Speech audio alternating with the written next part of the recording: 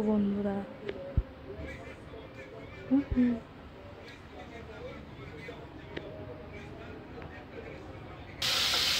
মাছটার ধারে যাওয়া যাচ্ছে না, এত ফাটছে মাছটা।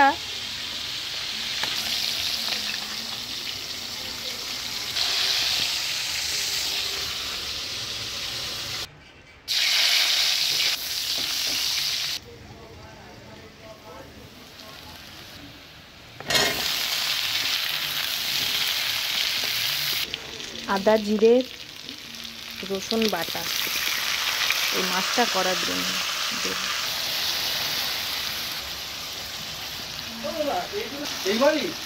নুন কিন্তু এখন দেবো না, এটা নোনা মাছ। আর এমনি যে কোনো তরকারি করলে নুনটা পরে দিতে হয়, আগে মশলা দিয়ে কষিয়ে নেব তারপরে।